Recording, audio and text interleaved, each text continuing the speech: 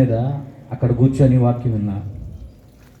ఈరోజు అయ్యగారి నోటుగుండ నుంచి పలికినటువంటి ఆ మాట, ఎక్కలేనటువంటి ఎత్తైన స్థలంలో నిన్ను ఎక్కిస్తానన్నాడు.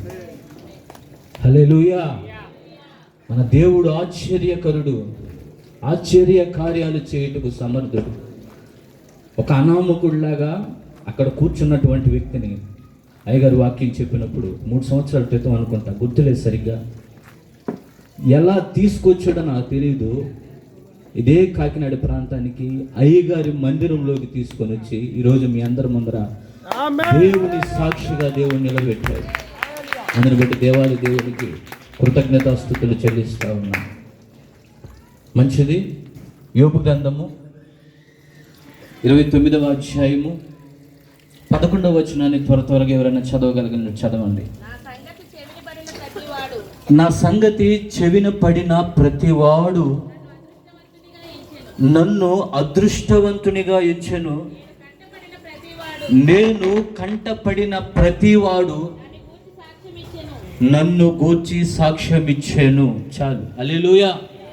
మనం చదువుకున్నటువంటి వాక్య భాగంలో మనకి యోబు గారు కనిపిస్తూ ఉన్నారు. ఆయన్ను గూర్చి అనేక మంది సాక్ష్యం ఇస్తూ ఉన్నారంట. ఆయన కంటబడినటువంటి ప్రతి వాడు ఆయన గురించి సాక్ష్యం ఇస్తూ ఉన్నారంట. ఏమని సాక్ష్యం ఇస్తూ ఉన్నారు అనంటే, యోబు అదృష్టవంతుడివి అని సాక్ష్యం ఇస్తూ ఉన్నారట. హల్లెలూయా.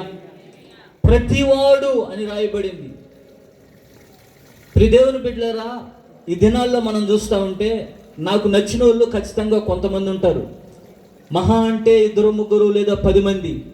ప్రతివాడు నన్ను మంచివాడని ఎలాగంటారు? ప్రతివాడు నన్ను ఎలా మెచ్చుకుంటాడు? ప్రతివాడు నన్ను గురించి ఎలా సాక్ష్యం ఇవ్వగలుగుతాడు? హల్లెలూయా.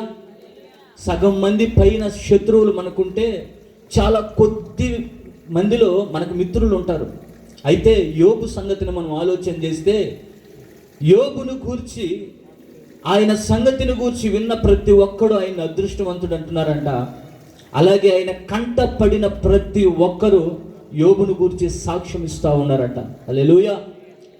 ఈ రాత్రి నేను చెప్పదలుచుకుంది ఒకటే, ప్రియ దేవుని బిడ్డలారా, ఈ రాత్రి నేను ప్రకటిస్తున్నటువంటి నజరేయుడైన యేసుక్రీస్తు ప్రభు ఎవరంటే, చెడిపోయిన పాడైపోయినటువంటి జీవితాలను బాగు చేసి సాక్ష్యము కలగజేసేటువంటి దేవుడై ఉన్నాడు.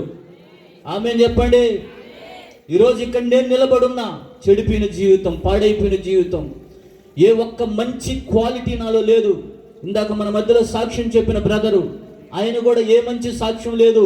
ఇక్కడ కూర్చున్నటువంటి మీ అందరిలో కూడా చాలా చెడ్డ సాక్ష్యాలు ఉన్నాయి.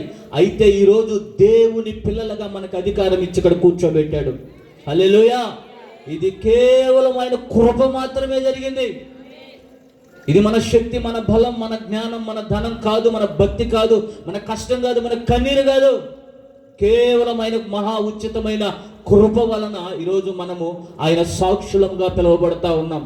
హల్లెలూయా. హల్లెలూయా. నేను చెప్పాల్సింది ఒకటి ఏంటంటే,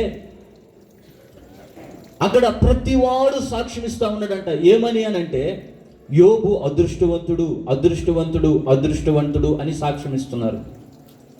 ఈరోజు మన జీవితాల్లో మనం చూస్తూ ఉంటే, చుట్టూ ఉన్నటువంటి ప్రజలను చూస్తూ ఉంటే, మనం చాలామందిని అదృష్టవంతులు అంటాం. ఏంటి అదృష్టం? పెద్ద బంగ్లా కట్టుకొని ఉంటే, ఒక 5 అంతస్తుల ఫ్లోర్ కలిగి, ఒక అపార్ట్మెంట్ కలిగి ఉంటే అదృష్టం అంటాం. ఒక మంచి కారు ఉంటే అదృష్టవంతుడు అంటాం. కోట్లాది రూపాయలు అతని బ్యాంక్ బ్యాలెన్స్ ఉంటే, మంచి కంపెనీలు ఉంటే, అనేక మందికి ఉద్యోగాలు ఇస్తూ ఉంటే వాడిని అదృష్టవంతుడు అంటాం. హల్లెలూయా. మనం అనేది అంతే కదా. మంచి బట్టలు వేసుకొని మంచి జీవితాన్ని కొనసాగిస్తున్నటువంటి వారిని చూసి మంచి అదృష్టవంతుడురా, అదృష్టవంతుడని మనం అంటాం, సాక్ష్యం ఇస్తూ ఉంటాం. హల్లెలూయా. ఇవన్నీ మామూలే. అయితే ఈ రాత్రికాల సమయంలో దేవుడు బయలుపరిచింది, నేను మీతో చెప్పాలనుకున్నది. నేను సిద్ధపడింది వేరే, కానీ ఎందుకో నా దేవుడిదిగో ఈ వాక్యం చెప్పమని దేవుడు చెప్పాడు కాబట్టి మీతో చెప్తా ఉన్నాను. నా దేవుడు మీ జీవితాలను మార్చి మీకు ఒక గొప్ప సాక్ష్యం అనుగ్రహించబోతా ఉన్నాడు. ఆయన మీ జీవితంలో అదృష్ట కార్యాలు చేయించబోతా ఉన్నాడు. హల్లెలూయా. ఈ వాక్యం దేవుడు చెప్పమని నన్ను పంపించాడు నెల్లూరు ప్రాంతం నుంచి. అయితే ఈరోజు చూస్తూ ఉంటే ఎన్నో అదృష్టాలను మనం అనుకుంటా ఉన్నాం. కానీ యోబు జీవితాన్ని మనం చూస్తే యోబుని దేవుడు ఎందుకు అదృష్టవంతుడిగా చేసి అనేక మంది నోట ఆయన సాక్ష్యం పలికిస్తూ ఉన్నాడు? హల్లెలూయా, హల్లెలూయా. ఎందుకు యోబుని అదృష్టవంతుడిగా చేసి ప్రజలకు చూపించి సాక్ష్యం పలికిస్తూ ఉన్నాడు? ఈరోజు ఆ అదృష్టం ఏందో మనం తెలుసుకోవాలి. ఈ శబ్ద యంత్రాంగం ద్వారా వినబడుతున్నటువంటి ఈ మైక్ శబ్దం ద్వారా వింటున్నటువంటి ప్రతి ఒక్కరు తెలుసుకోవాలి అసలు నిజమైన అదృష్టం అంటే ఏంటి అనేది తెలుసుకోవాలి. హల్లెలూయా. త్వరగా చెప్పి నేను ముగించేస్తా. అసలు అదృష్టం అంటే ఏంటి? యోబుకు కలిగినటువంటి అదృష్టం ఏంటి? ఈరోజు దేవుడు నీకు కలిగించాలనుకుంటున్నటువంటి అదృష్టం ఏంటి? చదవండి 4వ వచనం. అదే 29వ అధ్యాయం 4వ వచనంలో ఒక మాట రాయబడి ఉంటుంది.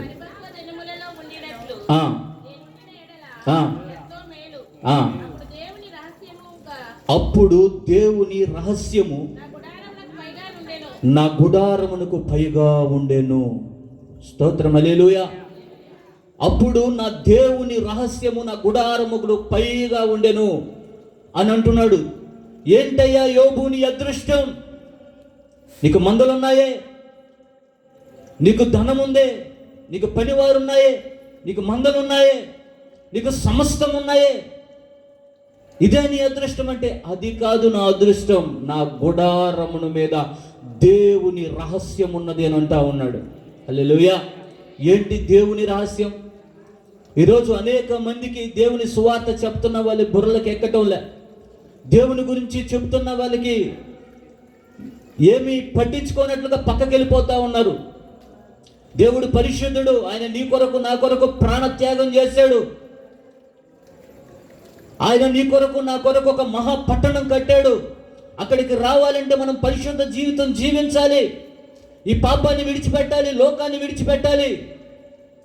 పరిశుద్ధంగా మార్చబడితేనే రేపు ఆయన రాజ్యానికి మనం వెళ్ళగలం అని మా బ్రతుకులు మార్చుకొని మేము చెప్తా ఉంటే ఆ పోవయ అనేటట్లుగా విన్నట్లు వెళ్తా ఉన్నారు. ఇది ఏదో ఒక సోద అనుకున్నట్లుగా ఉన్నారు. 120 సంవత్సరాలు నోవాహు దేవుని గురించి ప్రకటించాడు, ఉగ్రతను గురించి ప్రకటించాడు, జలప్రలయం నుంచి ప్రకటించాడు. హల్లెలూయా. ఒక్కరు కూడా నమ్మలా. యోబును ఒక బుడ్డోడు, ఒక పెద్ద ముసలాయన వచ్చి అడుగుతా ఉన్నాడు, యోబు యోబు, నా చెడ్డీలు వేసుకున్న కాలం నుంచి, ఆ వయస్సు నుంచే చెప్తున్నావే ఏదో పెద్ద వర్షం వస్తుందని, పడవ మునిగిపోతుందని. నేను పెద్దోడినయ్యా, పెళ్లి చేసుకున్నా, పిల్లల కన్నా, నాకు మనవాళ్ళు పుట్టారు, నేను ముసలోళ్ళు కూడా అయిపోయా, అయినా కూడా రాలేదే అని అడుగుతా ఉన్నాడు. కానీ ఒకానొక దినం వచ్చింది, అందరూ నాశనం అయిపోయారు. హల్లెలూయా. ఇది నా సువార్త చెప్తా ఉన్నాం, వారికి అర్థం కావట్లే. ఈరోజు దేవుడు యోబుని చూపించి మనతో మాట్లాడుతూ ఉన్నాడు. యోబు నీ అదృష్టం ఏంటి అని అంటే, నా గుడారము మీద దేవుని రహస్యం ఉన్నది అని అంటున్నాడు. హల్లెలూయా. యోబు ఏంటి ఆ రహస్యం అని మనం అడిగినట్లయితే ఒకసారి నిర్గమకాండం 12వ అధ్యాయంలోకి మనం వెళితే అక్కడ ఐగుప్తు దేశములో ఒక మహా తెగులు వచ్చింది. ఏంటా తెగులు? మరణం. ఐగుప్తీయుల గుడారాల్లోకి మరణం ఎంటర్ అవుతా ఉంది. పుట్టినటువంటి ప్రతి తొలిచూలు మగపిల్లల్ని ఆ సంహారకుడు సంహరిస్తూ ఉన్నాడు. హల్లెలూయా. అయితే అదే ఐగుప్తీయులు ఇశ్రాయేలు ప్రజల గుడారాలను తొంగి చూస్తూ ఉంటే వారికి ఏం కనబడటం లేదు. ఐగుప్తీయులు అరుస్తూ ఉన్నారు, కేకలు వేస్తూ ఉన్నారు, అయ్యో నా బిడ్డలు చనిపోయారే అని ఏడుస్తూ ఉన్నారు. కానీ ఇశ్రాయేలీలు మాత్రం మౌనంగా కాముగా ఉన్నారు. హల్లెలూయా. దానికి కారణం ఏంటంటే ఒక శ్రేష్టమైన గొర్రెపిల్ల రక్తాన్ని వాళ్ళ గుడారాల మీద ప్రోక్షించుకున్నారు. హల్లెలూయా. ఈరోజు దేవుని రహస్యం ఏంటంటే దేవుని గొర్రెపిల్ల రక్తం. అది మనం ఆరాధిస్తున్నటువంటి యేసుక్రీస్తు ప్రభువారి యొక్క రక్తము. హల్లెలూయా. 2000 సంవత్సరాల క్రితం నీ కొరకు నా కొరకు నలగొట్టబడి బలియాగమైపోయి మనల్ని రక్షణ ఇవ్వడానికి ఆయన సంహరింపబడ్డాడు. హల్లెలూయా. అదే దేవుని రహస్యం. ఒక్క మాటలో చెప్పాలంటే దేవుడిచ్చినటువంటి రక్షణ, దేవుడిచ్చినటువంటి రక్షణ దేవుని రహస్యం. హల్లెలూయా. ఈ రహస్యం మనకు తెలియజేశాడు దేవుడు. చప్పట్లు కొట్టి ప్రభు నామాన్ని మహిమపరచండి. ఈ గొప్ప ధన్యత దేవుడు మనకు అనుగ్రహించాడు. హల్లెలూయా. బైబిల్లో చాలా మందిని చూసినట్లయితే ప్రియ దేవుని బిడ్డలారా, జక్క అనబడుతున్నటువంటి ఒక వ్యక్తి ఉన్నాడు. అతను ఒక గొప్ప అధికారి, ధనం ఉంది, కానీ అతనికి రక్షణ లేదు. రాహాబ్ అనబడుతున్నటువంటి వేశ్య ఉంది, విలాసవంతమైనటువంటి జీవితం ఆమె జీవిస్తూ ఉంది, దేవుని భయం లేకుండా జీవిస్తూ ఉంది, ఆమెకు రక్షణ లేదు. కొర్నేలు అనబడుతున్నటువంటి ఒక శతాధిపతి అధికారి ఉన్నాడు, అన్నీ ఉన్నాయి, ధనం ఉంది, వెండి బంగారాలు ఉన్నాయి, కానీ రక్షణ లేదు. హల్లెలూయా, హల్లెలూయా. ఈరోజు ప్రియ దేవుని బిడ్డారా, నిజమైన అదృష్టం అంటే ఏంటో కాదు, అది దేవుడిచ్చేటువంటి రక్షణ. ఆమేన్, హల్లెలూయా. ఈ రక్షణను పొందుకోవడానికే దేవుడు ఈ రాత్రికాల సమయంలో ఈ కాకినాడ ప్రాంతాన్ని, జ్యోతుల కాలనీని ప్రేమించి ఇక్కడ రక్షణ సువార్తను ఆయన ఏర్పాటు చేయడం జరిగింది. హల్లెలూయా. ఎలా జరుగుతుంది రక్షణ? ఎవరైతే ఆయనకి భయపడతారో వారికి దేవుని రక్షణ సమీపముగా ఉన్నదని దేవుని వాక్యము సెలవిస్తూ ఉంది. హల్లెలూయా. ఎవరైతే దేవునికి భయపడి తప్పులు చేయకుండా, పాపాలు చేయకుండా ఉంటారో వారికి రక్షణ సమీపంగా ఉంది. ఈరోజు ఈ వాక్యం వింటున్న ప్రియ దేవుని బిడ్డ, ఆయన రక్షణ నీకు సమీపముగా ఉన్నది. నువ్వు మారు మనసు పొందినట్లయితే, నీ పాపంని విడిచిపెట్టుకుని ప్రభువా నువ్వు కావాలి, నువ్విచ్చే రక్షణ మాకు కావాలి, ఏ తెగులు మా గుడారానికి సమీపించకూడదు అని నువ్వు అనుకున్నట్లయితే రా దేవుని దగ్గరకు, ఆ రక్షణను పొందుకో. హల్లెలూయా. అది దేవుడిచ్చినటువంటి గొప్ప అదృష్టం యోబుకి. హల్లెలూయా. రెండవదిగా అక్కడే కింద రాయబడినటువంటి మాట, సర్వోన్నతుడైనటువంటి దేవుడు, సర్వశక్తుడు ఇంకనూ నాకు తోడై ఉన్నాడు అంటున్నాడు. హల్లెలూయా. రెండవదిగా యోబుకి దేవుడు ఇచ్చినటువంటి అదృష్టం ఏంటంటే దేవుని తోడు. చెప్పాలి గట్టిగా, దేవుని తోడు. ఈ దినాల్లో మనం చూస్తూ ఉన్నాం, ఎంతో మంది మనుషుల తోడుందని, అధికారుల తోడుందని, బంధువుల తోడుందని విచ్చలవిడిగా నడుస్తున్నటువంటి సమయాలు మనం చూస్తూ ఉన్నాం. హల్లెలూయా. ఈరోజు ఆ తోడులన్నీ వ్యర్థమే. నీకు ఒక కష్టం వచ్చినా, శ్రమ వచ్చినా, వ్యాధి వచ్చినా, బాధ వచ్చినా, శ్రమలో నిన్ను పట్టించుకునేవారు ఒక్కరుండరు. అన్నీ ఉంటే నీ దగ్గర తిని వెళ్ళిపోయే వాళ్ళే. హల్లెలూయా. అన్నీ ఉంటే నీ దగ్గర తిని వెళ్ళిపోయే వాళ్ళే, ఒక్కరు కూడా నీ అక్కడికి వచ్చే వాళ్ళు ఒక్కరు కూడా ఉండరు. హల్లెలూయా. అయితే నా దేవుడు ఎలాంటి దేవుడు అంటే, ఆయన పేరే ఇమ్మానుయేలు దేవుడు. హల్లెలూయా. కన్యక కుమారుని కనును, ఆయనకి ఇమ్మానుయేలు అని పేరు పెట్టబడును. ఇమ్మానుయేలు అనేటువంటి పేరుకి అర్థం దేవుడు మనకు తోడు. స్తోత్రం. హల్లెలూయా. ఈరోజు గొప్ప అదృష్టం ఏంటంటే దేవుని తోడు. ఈ భూమి మీద ఏమున్నా లేకపోయినా దేవుడి తోడు లేకపోతే అంత వ్యర్థమే. స్తోత్రం. హల్లెలూయా. ఒకవేళ నువ్వు అనుకోవచ్చు, నాకు బంగారం ఉంది, వెండి ఉంది, ఆస్తి ఉంది, బంధువులు ఉన్నారే, స్నేహితులు ఉన్నారే, వాళ్ళ తోడు ఉంది అని నువ్వు అనుకోవచ్చు, అంత వ్యర్థమే. హల్లెలూయా. అసలు తోడు ఎవరికి కావాలి? ఒంటరితనంలో ఉన్నటువంటి వారికి తోడు కావాలి. అప్పుడు అర్థమవుతుంది, ఒంటరితనంలో ఉన్న వారికి ఒక తోడు కావాలనేటువంటి పరిస్థితి వాళ్ళకి అర్థమవుతుంది. హల్లెలూయా. పరిశుద్ధ గ్రంథంలో దావీదు ఒంటరిగా ఉన్నాడు. అన్నలు ఇబ్బంది పెట్టారు. యోసేపుని అన్నలు ఇబ్బంది పెట్టారు, ఒంటరి అయిపోయాడు. యెఫ్తా అనబడుతున్నటువంటి న్యాయాధిపతి ఉన్నాడు, అన్నలు ఆయన్ని విడిచిపెట్టేశారు, ఒంటరి జీవితాన్ని కొనసాగిస్తా ఉన్నాడు. హల్లెలూయా. అయితే ప్రియ దేవుని బిడ్డలారా, నా దేవుడు ఎవరంటే ఆ ఒంటరితనాన్ని తొలగించి తోడుగా నడిచేటువంటి దేవుడై ఉన్నాడు. నేను నీకు సదాకాలము తోడై ఉందని అంటున్నాడు. హల్లెలూయా. ఆయన సదాకాలం తోడై ఉండే దేవుడు. నీ తల్లి నిన్ను విడిచిపెట్టి వెళ్ళిపోవచ్చు, నీ బంధువులు విడిచిపెట్టి వెళ్ళిపోవచ్చు, నీ స్నేహితులు నిన్ను విడిచిపెట్టి వెళ్ళిపోవచ్చు, నీ భర్త, నీ భార్య, నీ పిల్లలు నిన్ను విడిచిపెట్టి వెళ్ళిపోవచ్చు. కానీ నా దేవుడు ఈ రాత్రి నేను ప్రకటిస్తున్నటువంటి నజరేయుడైనటువంటి యేసు, ఆయన దాటి వెళ్ళే దేవుడు కాదు, ఆయన నీకు సదాకాలము తోడై ఉండేటువంటి దేవుడై ఉన్నాడు. హల్లెలూయా.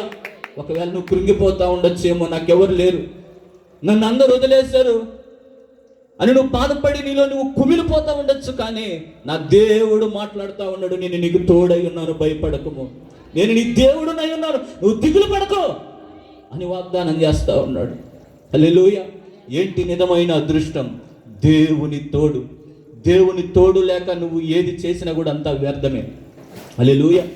మూడవదిగా ఆ యోబు అదృష్టం ఏంటంటే తన పిల్లలు తన చుట్టూ ఉన్నారంట. హల్లెలూయా. తన పిల్లలు తన చుట్టూ ఉన్నారంటే రాయబడింది. ఈ దినాల్లో చూస్తూ ఉంటే తన పిల్లలు, మన పిల్లలు మన చుట్టూ ఉంటున్నారా?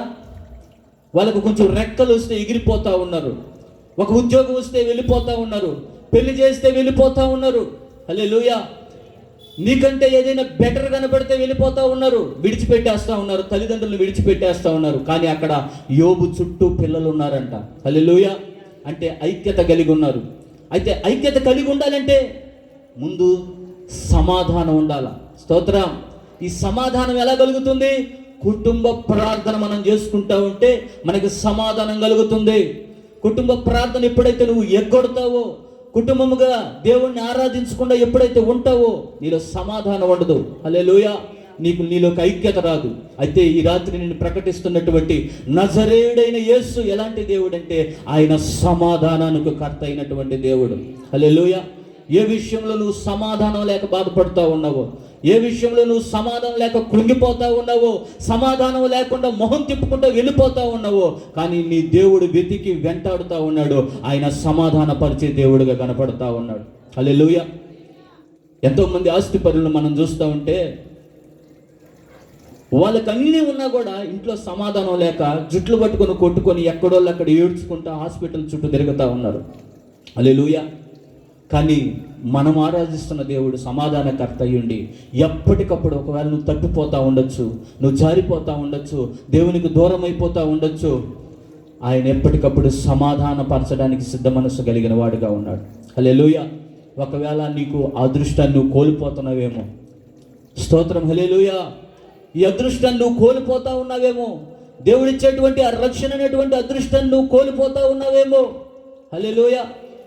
దేవుడిచ్చే రక్షణ ఎలా కోల్పోతారు? దేవుడు చూడొద్దన్న దాన్ని చూస్తూ ఉన్నారు, దేవుడు మాట్లాడొద్దన్న దాన్ని మాట్లాడుతూ ఉన్నారు, దేవుడు చేయొద్దన్న దాన్ని చేస్తూ ఉన్నావు. రక్షణలో ఉన్నాను అని నువ్వు భ్రమపడుతున్నావు, కానీ రక్షణ నీలో లేదు. హల్లెలూయా. వ్యర్థమే, నువ్వు పాడినా వ్యర్థమే, స్తుతించినా వ్యర్థమే, కానుకిచ్చినా వ్యర్థమే, మందిరానికి వెళ్ళినా వ్యర్థమే. రక్షణ నీలో లేదు. దేవుడు చెప్పిన మాట ప్రకారం నువ్వు నడుచుకోకపోతే అంతా వ్యర్థమే. హల్లెలూయా. హల్లెలూయా. అదృష్టం అంటే దేవుడిచ్చే రక్షణను కాపాడుకోవడమే. హల్లెలూయా. హల్లెలూయా.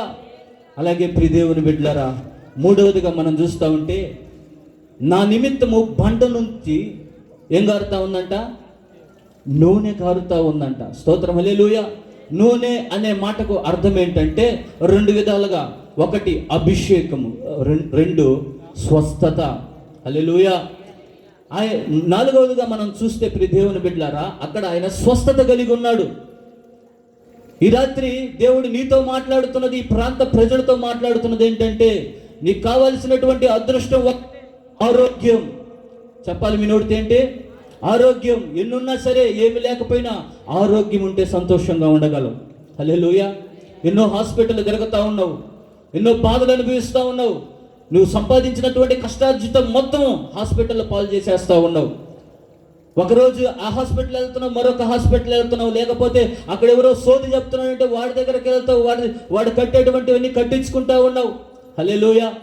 నీ డబ్బంతా, నీ కష్టార్జితం అంతా కూడా వాళ్ళకి దారబోసేస్తా ఉన్నావు. కానీ ఈ రాత్రి నేను ప్రకటిస్తున్నటువంటి నజరేయుడైనటువంటి యేసు ఎలాంటి దేవుడు అంటే ఆయన పొందిన గాయముల ద్వారా మీకు స్వస్థత కలుగును.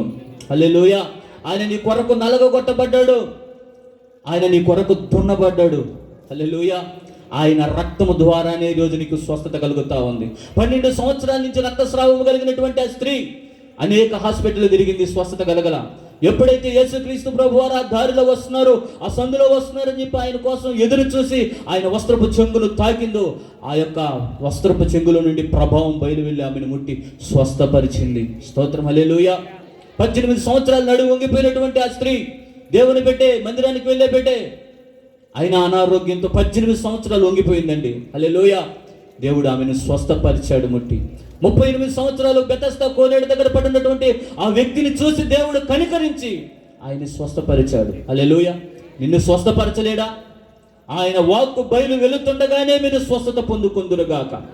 ఈ రాత్రి ఏ బలహీనతతో, ఏ అనారోగ్యంతో మీరు ఇక్కడ ఉన్నారో, ఇప్పుడే ఆయన వాక్యములో ఉన్న ప్రభావం నిన్ను తాకునుగాక, నీకు స్వస్థత కలుగునుగాక. రా, దేవుని దగ్గరికి రా, యేసయ్య దగ్గరికి రా, నీ కొరకు నలగగొట్టబడినటువంటి దేవుని దగ్గరికి రా. హల్లెలూయా. స్వస్థపరుచు యెహోవా రాఫాను నేనే అన్నటువంటి గొప్ప దేవుడు. నీ కొరకే నా బిడ్డ వస్తుంది, నా బిడ్డ నాకు ప్రార్థన చేస్తుంది, నేను ఆమెను ముట్టి స్వస్థపరుస్తాను అని ఆయన ఎదురు చూస్తూ ఉన్నాడు. హల్లెలూయా, హల్లెలూయా. ఇది అదృష్టం అండి. హల్లెలూయా. చివరిగా ఒక్క మాట చెప్పి నేను ముగించేస్తా, సమయం ఎక్కువైపోయింది, దయచేసి నన్ను క్షమించండి. ఒకే ఒక్క మాట. 19వ అధ్యాయము యోబు గ్రంథం 25వ వచనంలో ఒక మాట రాయబడి ఉంటుంది. అయితే నా విమోచకుడు సజీవుడనియు ఆయన భూమి మీదకి మరలా తిరిగి వచ్చినను నేను ఎరిగి ఉన్నాను అంటున్నాడు ఆయన. హల్లెలూయా, హల్లెలూయా. 4వ అదృష్టం యోబులో ఉన్నటువంటి ఆ 4వ అదృష్టం ఏంటంటే దేవుని రాకడ కొరకు ఆయన నిరీక్షణ కలిగి ఉన్నాడు, ఎదురు చూస్తూ ఉన్నాడు. హల్లెలూయా, హల్లెలూయా. ఏంటి అదృష్టం? దేవుడు, నా దేవుడు ఎప్పుడెప్పుడు వస్తాడా? ఆయన వస్తాడు, ఆయన భూమి మీద నిలబడతాడు, ఆయన సజీవుడైనటువంటి దేవుడని ఒక నిరీక్షణ కలిగి ఉన్నాడు. హల్లెలూయా. ఈ వాక్యం వింటున్న ప్రియ దేవుని బిడ్డ, ఒకవేళ నువ్వు అన్నీ కలిగి ఉండి అంతా సాగిపోతుందిలే అని ఒకవేళ నువ్వు అనుకోవచ్చు, కానీ నా దేవుడు మాట్లాడుతున్నాడు, నేను త్వరగా వచ్చుచున్నాను అంటున్నాడు. హల్లెలూయా. నేను త్వరగా వచ్చుచున్నాను అంటున్నాడు. ఈ వాక్యం నీ కొరకే. ఏముందులే, చచ్చిపోతే తగ్గడో బిగ్గడో అని నువ్వు ఒకవేళ అనుకుంటా ఉన్నావేమో, నా దేవుడు మాట్లాడుతూ ఉన్నాడు, నేను త్వరగా రానై ఉన్నాను. యోబు ఆ నిరీక్షణ కలిగి ఉన్నాడు, ఆయన భూమి మీదకి మరలా తిరిగి వస్తాడు అని ఒక నిరీక్షణ కలిగి ఉన్నాడు. ఆ నిరీక్షణ కలిగి నువ్వు ఉన్నావా? దేవుని కొరకు ఈ జీవితం నా శాశ్వతం కాదు, ఈ భూమి నా శాశ్వతం కాదు, ఏది నా సొంతం కాదు, నేను సంపాదించిందంతా కూడా దీని దగ్గరే విడిచిపెట్టి వెళ్ళిపోవాలి అనేటువంటి ఒక ఉద్దేశం కలిగి నువ్వు ఉన్నావా? హల్లెలూయా. కనుమూస్తే ఎవరికి ఎవరు అని ఒకవేళ నువ్వు అనుకోవచ్చు, కానీ అనేక మంది తన దాసులను నిలబెట్టుకుని దేవుడు మాట్లాడుతూ ఉన్నాడు, ఇదిగో నేను త్వరగా వచ్చుచున్నాను. ఏ ఒక్కరూ నశించిపోవటం ఆయనకి ఇష్టం లేదు. నశించిన దానిని వెతికి రక్షించటకు మనుష్య కుమారుడు ఈ భూమి మీదకి దిగి వచ్చాడని రాయబడింది. హల్లెలూయా. ఆయన నువ్వు నశించిపోతున్నావు, నీలో ఆత్మ నశించిపోతా ఉంది, ఆత్మ నరకానికి పోకూడదు. హల్లెలూయా. అందుకే ఆయన తన దాసుల్ని ఇక్కడ నిలబెట్టుకొని ఈ మాటలు మాట్లాడుతూ ఉన్నాడు. అదృష్టం అంటే అదే. హల్లెలూయా. ఈ అదృష్టం మనం కలిగి ఉన్నాం, ఈ ప్రాంత ప్రజలు కూడా కలిగి ఉండాలని దేవుడు ఆశపడుతూ ఉన్నాడు. హల్లెలూయా. ఏంటంటే చెప్పండి, యోబుకున్నటువంటి అదృష్టాలు, ఆయన గుడారం మీద దేవుని రహస్యం ఉన్నది, అనగా దేవుని యొక్క రక్తం ఉన్నది, అనగా దేవుని రక్షణ ఉన్నది. హల్లెలూయా. రెండవదిగా ఆయన తోడై ఉంటానని చెప్తా ఉన్నాడు. స్తోత్రం. యోబుకి తోడై ఉన్నాడు, ఈరోజు నీకు కూడా తోడై ఉంటానంటున్నాడు. మూడవదిగా అదృష్టం అంటే సమాధానం కలిగి ఐక్యత కలిగి ఉండాలి. స్తోత్రం. హల్లెలూయా. 4వ అదృష్టం ఏంటి? ఆరోగ్యం. 5వ అదృష్టం ఏంటి? రేపు ఆయన రాకడలో నువ్వు ఎత్తబడాలి. ఇదే గురి కలిగి మనమంతా సాగిపోదుముగాక. ఈ చిన్న వాక్యం మనందరి హృదయంలో ప్రభు నీరు కట్టి ఫలింపచేయునుగాక. ఆమేన్. చప్పట్లు కొడదాం, ప్రార్థన చేసుకుందాం. చెప్పబడిన వాక్య పరిచర్య కొరకు చిన్న ప్రార్థన చేస్తాం. అందరూ తలలు వచ్చుదాం, కళ్ళు మూసుకుందాం. అందరూ కూడా తలలు ఉంచుదాం, ప్రార్థన ఏకీభవిద్దాం. ఈరోజు దేవుడు సూటిగా మాట్లాడారు. అదృష్టం అంటే ఏంటి? చాలా సందర్భాలు అంటారు, నువ్వు అదృష్టవంతురాలివి, నువ్వు అదృష్టవంతుడు అని. అసలు అదృష్టం. ప్రార్థన చేసుకుందాం, కళ్ళు మూసుకుంది. పరిశుద్ధుడా పరిశుద్ధుడా పరిశుద్ధుడా, ప్రేమగల దేవ, సర్వాధికారి, లోకరక్షక తండ్రి, నీ పరిశుద్ధ పాదాలకి స్తోత్రములు, నీ పరిశుద్ధ నామానికి స్తోత్రములు. ప్రభువా, మీకు వెళ్ళలేని స్తోత్రం చెల్లిస్తున్నాము నాయన. తండ్రి, ఇంతవరకు తండ్రి జరిగినటువంటి తండ్రి ఆరాధన బట్టి మిమ్మల్ని స్తుతిస్తూ ఉన్నాము, ఆరాధిస్తూ ఉన్నాము. ప్రభువా తండ్రి, మీరు చేసినటువంటి గొప్ప కార్యాన్ని బట్టి మీకే వందనాలు, మీకే స్తోత్రాలు. ప్రభువా తండ్రి, యేసయ్యా, మేము నిలవలేమనేటువంటి తండ్రి అనుమానంతో ఉన్నటువంటి మమ్మల్ని తండ్రి యేసయ్యా, మమ్మల్ని మీ కృపలో బలపరిచి తండ్రి, వర్షం రాకుండా తండ్రి మమ్మల్ని తండ్రి మీ వాక్యం వినటానికి, తండ్రి మీ వాక్యంలో బలపడటానికి, తండ్రి ఆ వాక్యాన్ని తండ్రి మా హృదయంలో బలపరచుకోవడానికి మీరు ఇచ్చినటువంటి మహాకృపను బట్టి మీకే వందనాలు, మీకే స్తోత్రాలు. ప్రభా, మీకు లెక్కలేని స్తుతులు స్తోత్రం చెల్లిస్తున్నాం నాయన. ఇదిగో తండ్రి యేసయ్యా, ఎక్కడ నెల్లూరు నుండి తండ్రి మా కొరకు మా హృదయాలను తెరవబట్టడానికి, మా హృదయాలు ఎత్తబట్టడానికి తండ్రి మా హృదయాలను తండ్రి ఆలోచింపజేయడానికి తండ్రి వచ్చినటువంటి దైవజనులను బట్టి మీకే వందనాలు, మీకే స్తోత్రాలు ప్రభా.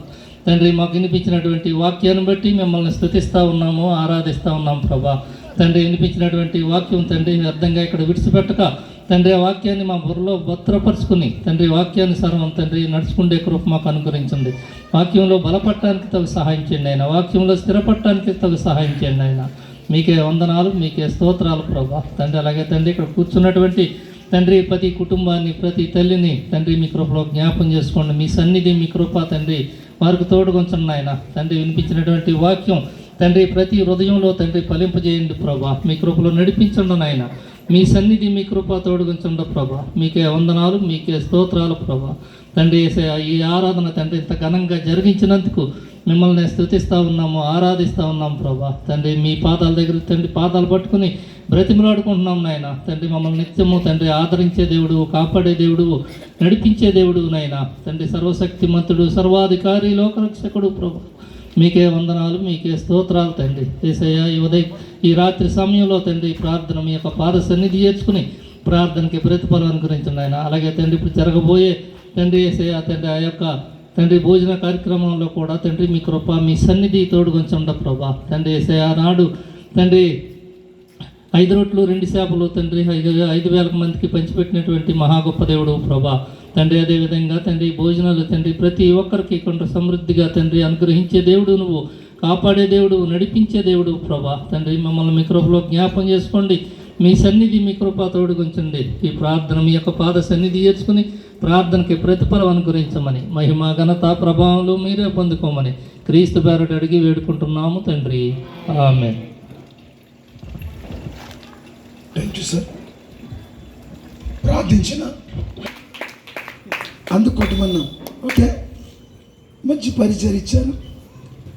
సంఘం ఎంతగానో ప్రేమిస్తుంది, ప్రోత్సహిస్తూ ఉంటారు. అలాగే అంకుల్ గారు పలివేల సుధాకర్ గారు దైవజనులు అంటే చాలా ఇష్టం ఆయనకి. నేను అనుకుంటాను దైవజనులు నేనంటే కొంచెం చాలా ఇష్టమని, నేనంటే ఇంకా ఎక్కువ ఇష్టమని నేను అనుకుంటాను. ఆయన చూపించే ప్రేమ అలాంటిది. ఎప్పుడైనా సరే ఒక వారం ఇంటికి రాకపోతే సంఘస్థులైన ఫోన్ చేయరేమో కానీ ఆయన ఫోన్ చేసి నీకు బాగా పెరిగిపోయిందయ్యా, బాగా నీకు బాగా కానుకలు వస్తున్నట్టున్నాయి, నన్ను మర్చిపోయావు అనేవాడు ఆయన.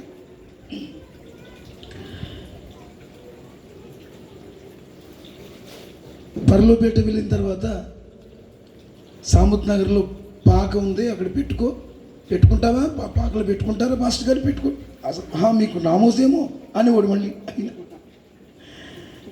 పాకలో పెట్టాం. తర్వాత అక్కడి నుంచి మళ్ళీ కొంచెం ఇల్లు కడుతున్నారు కనుక అక్కడి నుంచి బయటికి రావడం జరిగింది. మళ్ళీ ఆంటీ గారు అలాగే పెద్దబాబు సునీల్ మాట్లాడుకుంటున్నారట. పెద్ద అబ్బాయి చెప్పారు ఆయన పెట్టుకోమన్నా పెట్టుకోవట్లేదు అని.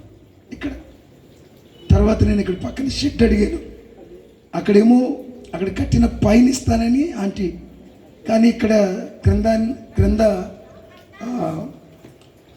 రావడానికి సులువుగా ఉంటుంది ఆంటీ గారు, నేను ఇక్కడ పెట్టుకుంటానంటే నీ ఇష్టం బాబు, ఎక్కడైనా నీ ఇష్టం అన్నారు. అయితే ఇక్కడ కొంచెం ఇబ్బందిగా ఉంటుంది, అందుకే రేపు ఆదివారం నుంచి సామత్ నగర్లో ఆరాధన, సాయంత్రం ఆరాధన మన ఆంటీ గారు నూతనంగా కట్టబడిన పైన ఏర్పాటు చేయడం జరుగుతుంది కనుక అందరూ ఆ విషయాన్ని గమనించాలని కోరుతున్నాను. ఇక్కడ ప్రార్థన పెడుతున్నాను అని చెప్పినప్పుడు పెట్టుబాబు అని చాలా సపోర్ట్ ఇచ్చారు. వారి పిల్లలు, వారి కోడళ్ళు, కుటుంబ సభ్యులు ఎంతో ప్రేమిస్తూ ఉంటారు. అందరూ నేనంటే ఇక్కడ సామత్ నగర్లో ఉన్న వాళ్ళందరికీ నేనంటే ఇష్టం. ఎందుకు ఇష్టం అని అనకండి, అంటే నేను అందంగా ఉంటానని ఇష్టమా కాదు, ఎందుకో ఇష్టం. ఇష్టానికి కారణం లేదు, చాలామందికి ఇష్టం. నన్ను ఇప్పటికీ కూడా ముసలోడు అయిపోయినా చిన్నపిల్లోడే అనుకుంటారు. నేను పోన్లు అలా అనుకోండి. ఓకే, ఏదేమైనా అందరూ నన్ను ప్రేమిస్తారు. ప్రత్యేకంగా ఈ వీధిలో ఉన్న హైందవ సహోదరులకు, అలాగే క్రైస్తవ సహోదరులకు, ముస్లిం సహోదరులకు నా ప్రత్యేకమైన వందనాలు చెల్లిస్తున్నాను. ఎందుకంటే ప్రస్తుత దినాల్లో ప్రార్థన కూడికలు జరగకుండా చేస్తున్నారు. చాలా చోట్ల ఎలాంటి ఆటంకం లేకుండా సహకరించిన ప్రతి ఇంట్లో ఉన్న ప్రతి సభ్యులకి, ఈ వీధి నుంచి ఆ వీధి వరకు ఈ సౌండ్ ద్వారా ఈ సౌండ్ ద్వారా ఎంతమంది వింటున్నారో వాళ్ళందరికీ మీ చప్పట్లో ద్వారా వందనాలు చెప్తా. ప్రత్యేకంగా వాక్యధార సంఘ బిడ్డలందరికీ, యవనస్తులకు, పురుషులకు, పిల్లలందరికీ వందనాలు చెల్లిస్తున్నాను. దేవుడు వారందరినీ దీవించును గాక. ఈ సౌండ్ సిస్టాన్ని చక్కగా వర్షంలో కూడా హుసేన్ గారు అన్నారు, బట్టలు వేస్తారు సౌండ్కి, మనం రెచ్చిపోవచ్చు అన్నాడు ఇందాక సాయంత్రం. ఆయన అవునండి, ఆయన బట్టలు వేసుకున్నారు, మీరు వేసుకున్నారు, నేనే వేసుకోవాలి అన్నాను. కానీ బట్టలు, నా బట్టలు తడిచిపోయి, అందరి బట్టలు తడిచిపోయి, కానీ లోపల తడవలేదు. కిరణ్కి కిరణ్ ఉన్నాడా సౌండ్, సన్నీ సౌండ్కి నా ప్రత్యేకమైన వందనాలు చెల్లిస్తున్నాను. అలాగే ఆర్కెస్ట్రా తమ్ముళ్ళు ముగ్గురికి నా వందనాలు. అలాగే కిరణ్ కూడా నా ప్రత్యేకమైన, వాళ్ళ బంధువులు ఒకరు చనిపోయారు, అయినా సరే ఈ లైటింగ్ విషయం అన్ని విషయాల్లో కూడా ఎంతగానో సహకరించాడు. అకుల్ల గారికి ఐబీపీ అయిపోయింది. నేను నాన్న చాలా డేంజర్ పొజిషన్లో ఉన్నాడు. అయినా సరే ఈరోజు ఉదయం నుంచి ఇప్పటి వరకు, ఇప్పుడు కారు కొంచెం ఇబ్బంది అవుతే అది కూడా ఆయన పాపం చేయిస్తున్నారు. అకుల గారు కూడా వందనాలు చెల్లిస్తున్నాను. సంఘంలో ఉన్న పిల్లలందరికీ పేరు పేరున వందనాలు చెల్లిస్తున్నాను. అలాగే చాలా దూరం నుంచి ప్రయాసపడి వచ్చిన మా అక్కలు, మా చెల్లెమ్మలు కింద ఉన్నారు. వీళ్ళ కోసం చెప్తున్నాను కానీ నా కోసం చెప్పట్లే. ఒకసారి లేచిన పెడితే మీకోసం చప్పట్లు కొట్టిస్తాను. గట్టి కొట్టండి.